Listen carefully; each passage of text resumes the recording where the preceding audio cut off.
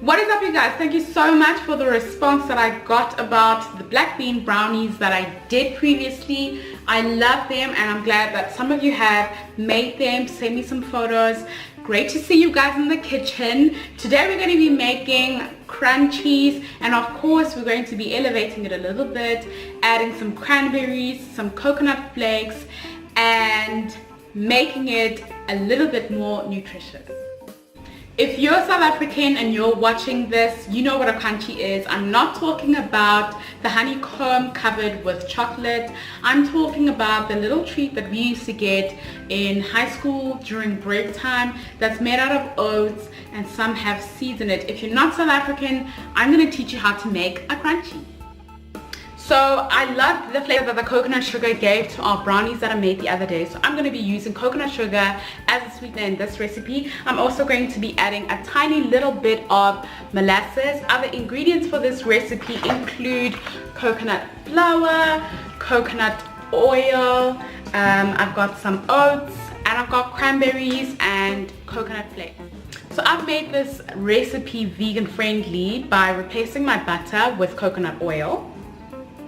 If you want to use butter, you definitely still can. You can find the full written recipe in the description box below, and let's get baking. So my oats are in the bowl over here. I'm going to add to that all the dry ingredients. This is like a really simple recipe. I'm going to put 1 cup of coconut flour, all of my dried fruits, and the coconut flakes are going in there as well. I'm also going to be adding my coconut flour, which is our one sweetener. I'm using 2 sweeteners in this recipe, and molasses is the other one. Molasses is really just going to give it that Christmas, I don't know, that caramelly dark Christmas gingerbread taste, and the coconut sugar will enhance. So I'm just going to mix my dry ingredients through. While I was making the black bean recipe the other week, I got a lot of questions about the types of sugars that I use, because I've used coconut sugar in this one and in the black bean recipe. People were asking me questions like, can you replace the coconut sugar with erythritol or xylitol? And the answer to that is yes.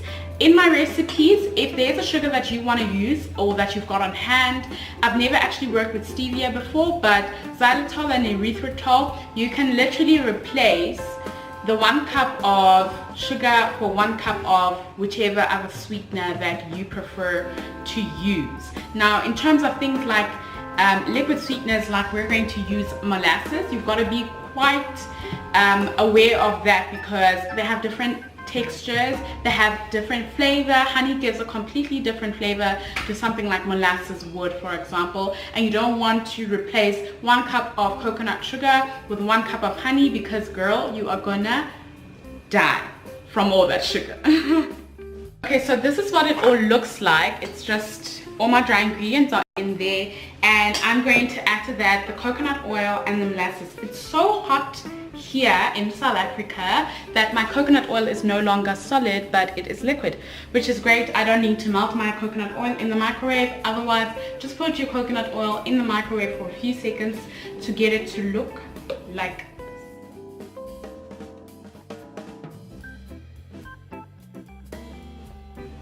So the molasses can also be quite hard, like crystallized honey, but a quick way to get your molasses out the tub without squeezing for days, pop it into the microwave literally for 5 seconds. Don't leave it longer than that, otherwise it's going to explode and you might just burn yourself.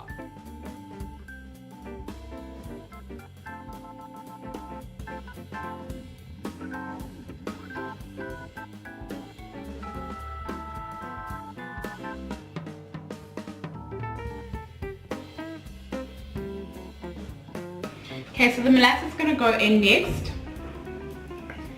And then lastly, we're going to add some bicarbonate of soda or baking soda, whatever it is that you guys call it.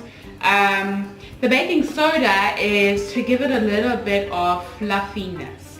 Now, you're going to dissolve baking soda in a little bit of water and then pour it into our crunchy mix. If you don't dissolve your baking soda in water, it will taste like you're eating soap.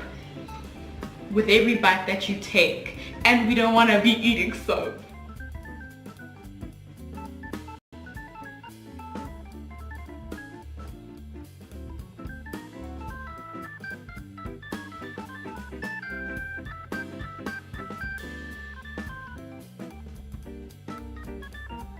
So that's what it looks like, and we're going to mix everything through. Make sure to mix thoroughly so that every little bit gets a bit of molasses to help it stick together, and so that when it cooks it doesn't come apart, and when you cut it, it doesn't come apart.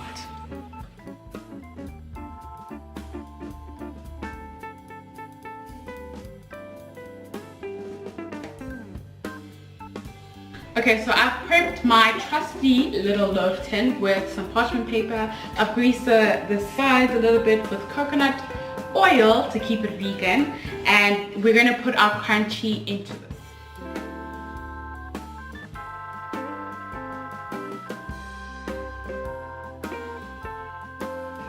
You're going to pat it down and make sure that it's nice and compact.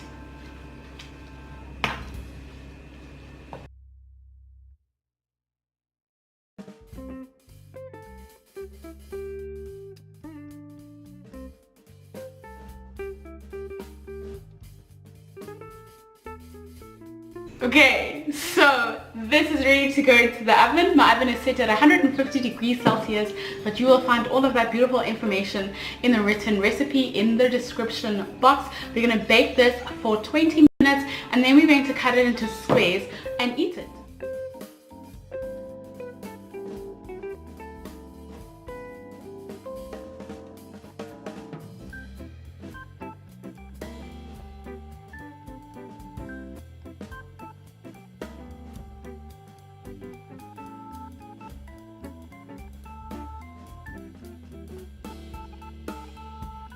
Okay, so here's our baby.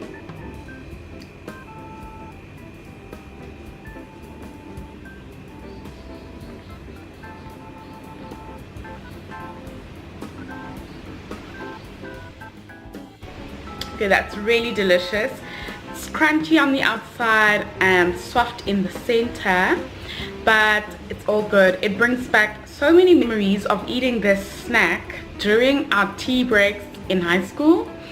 But it's got all the nutrients and none of the bad sugars. So yeah, that's the recipe for this week. I hope you enjoy it. Remember to tag me in your creations on Instagram, and I'll see you in the next video.